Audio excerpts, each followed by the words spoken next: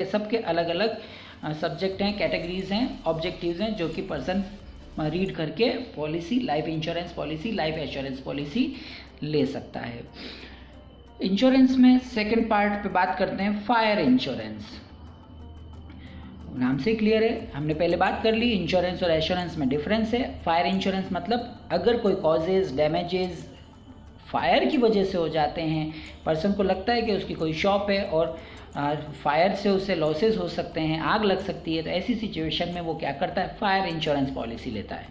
Fire insurance is a contract under which one party in return for compensation agrees to indemnity the other party for the financial loss। Fire insurance में क्या होगा, एक party जो कि insurer है दूसरी party को compensation provide कराता है, किसके लिए, फाइनेंशियल लॉसेज होने के बदले में, और ये इसके बदले में वो क्या लेता है, एज ए प्रीमियम लेकर कंपनी क्या करती है, फाइनेंशियल लॉसेज से सेफ्टी प्रोवाइड करवाती है, विच द लेटर में सफ़र ड्यू टू डैमेजेस, जो भी लॉसेज हो सकते हैं, to the property insured by firing during a specific period of time. और ये जो स्पेसिफिक पीरियड ऑफ टाइम के लिए होती है पॉलिसी, प्लस प्रीमियम अमाउंट भी अलग अलग होता है, अलग अलग पॉलिसी से रिलेटेड, प्रॉपर्टी को प्रोटेक्शन प्रोवाइड करवा देती है insurance policy.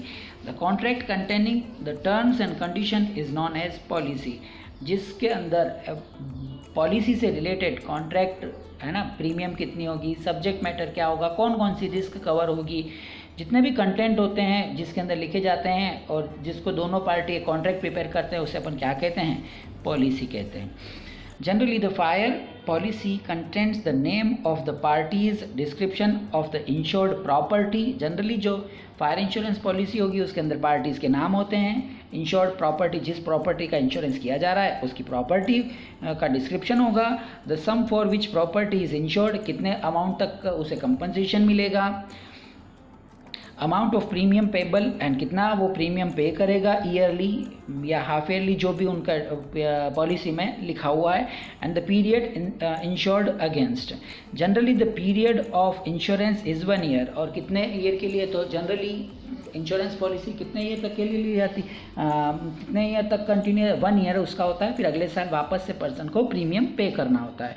Fire insurance provides protection against the loss और damages by fire. Fire insurance किससे रिलेटेड है, फायर इंश्योरेंस में पर्सन को किससे प्रोटेक्शन मिलता है, loss by damages by fire, lightning and explosion.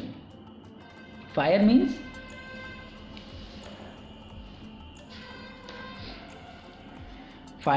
Actual fire and ignition. Fire का मीन्स यहाँ पर क्या है, एक्चुअल फायर से होने वाले लॉसेस का ही उसे कंपनसेशन मिलेगा, है ना। आग लग जाना, अगर आग लगने से, इग्निशन मीन्स भी आग लग जाना, है ना, तो अगर लॉस बाय फायर होगा तो ही उसे कंपनसेशन मिलेगा, बाकी उसे कंपनसेशन नहीं मिलेगा। And it should be accidental, और लॉस बाय फायर जो उससे होना चाहिए, हुआ है, वो क्या होना चाहिए, एक्सीडेंटल होना चाहिए, इंटेंशनली नॉट इंटेंशनल। पर्सन अगर जानबूझकर लॉस बाय फायर करवा देता है और आग लगाता है और फिर वो कंपनसेशन मांगता है, तो ऐसी सिचुएशन में उसे कंपनसेशन नहीं मिलेगा। Fire policy covers loss through fire caused. Fire policy के अंदर फायर से होने वाले लॉस को कवर किया जाता है, कोज्ड जिसमें क्या क्या, रियॉट, सिविल, स्ट्रीफ, रिबिलेशन और फॉरेन एमिनी। मतलब कोई अगर दंगा लग जाए, दंगा हो जाए, कर्मचारी एम्प्लॉय हड़ताल कर दें, संघर्ष हो जाए, सिविल स्ट्रीफ मतलब नागरिकों का संघर्ष हो जाए, कर्मचारियों का, लोगों का कोई रिबिलिशन मतलब विद्रोह हो जाए, ऐसी सिचुएशन में अगर सब जने आग लगा दें कंपनी के अंदर या फर्म को, फैक्ट्री को, तो उसे कंपनसेशन मिलेगा। All the principles of insurance are applicable on fire insurance. और अभी हमने आपको ध्यान हो तो लास्ट वीडियो में हम लोगों ने डिस्कस किया था various principles of insurance.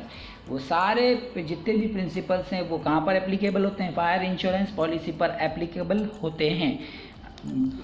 Next, kinds of fire insurance policy. Fire insurance जैसे हमने अभी एश्योरेंस के टाइप पढ़े थे, वैसे ही इंश्योरेंस पॉलिसी के भी, फायर इंश्योरेंस पॉलिसी के भी टाइप्स हैं। First, specific policy. जब किसी पर्टिकुलर प्रॉपर्टी के लिए कोई पर्सन इंश्योरेंस पॉलिसी लेता है तो उसे हम स्पेसिफिक इंश्योरेंस पॉलिसी कहते हैं। Under this policy the insurance agrees to make good the loss और damage by fire to the property insured up to the amount of sum specific against the particular property in the policy।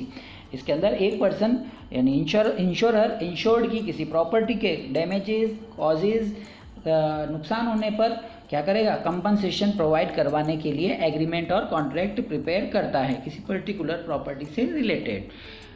Next, double insurance. यहाँ समझने वाली बात है कि double insurance किसे कहते हैं। When more than one policy is taken to cover the same risk. जब किसी एक ही रिस्क को कवर करने के लिए दो पॉलिसी ली जाए तो उसे अपन क्या कहते हैं, double insurance policy. Double insurance policy में कुछ बातें ध्यान रखने की है क्योंकि इंश्योरेंस पॉलिसी के कुछ प्रिंसिपल्स हैं वो यहाँ पर एप्लीकेबल होते हैं। क्या क्या बातें ध्यान रखने जैसी हैं। A person is free to take any number of fire policy for the same property. हर पर्सन अपनी प्रॉपर्टी के एक से ज़्यादा पॉलिसी ले सकता है, but he can not recover more than the loss amount और more than the value of insured property. परंतु पर्सन होने वाले लॉस से ज़्यादा पैसा कंपनियों से, इंश्योरेंस कंपनी से नहीं ले सकता है और इंश्योर्ड प्रॉपर्टी की जो वैल्यू है उससे ज़्यादा कंपनसेशन भी पर्सन नहीं ले सकता है।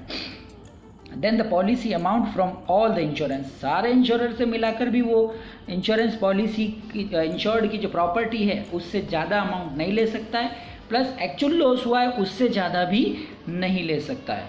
All the insurance will be liable to pay only a proportion of the loss suffered by the insured.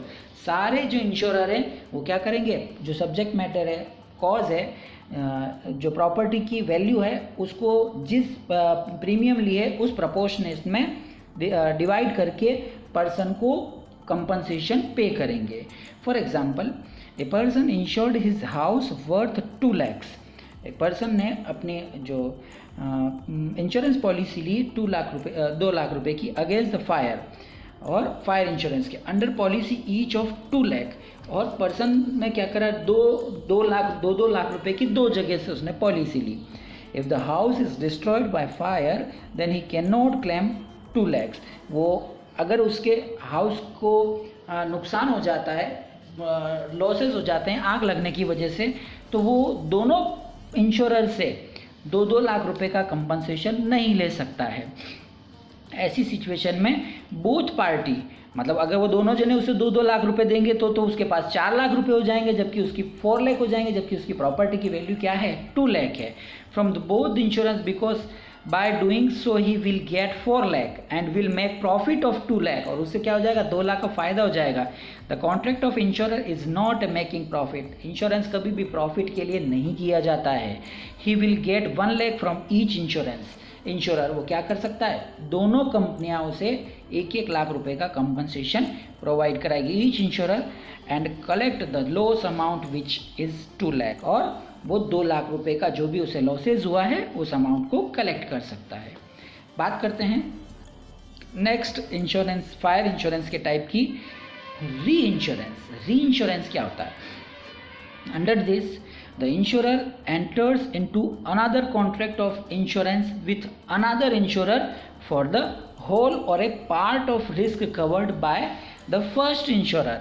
री-इंश्योरेंस का मतलब होता है जब कोई इंश्योरर किसी कंपनी का जब कोई इंश्योरर और इंश्योरर किसी पर्सन का इंश्योर्ड करती है, उसे इंश्योरेंस करती है, और जब उस कंपनी को लगता है कि इंश्योरेंस का जो अमाउंट है वो ज़्यादा है, तो वो जो इंश्योरर है वो इंश्योरर अगर किसी नेक्स्ट कंपनी से, किसी दूसरी कंपनी से रिस्क को डिस्ट्रीब्यूट करने के लिए इंश्योरेंस करवा लेती है, तो ऐसी सिचुएशन में उसे री इंश्योरेंस कहेंगे।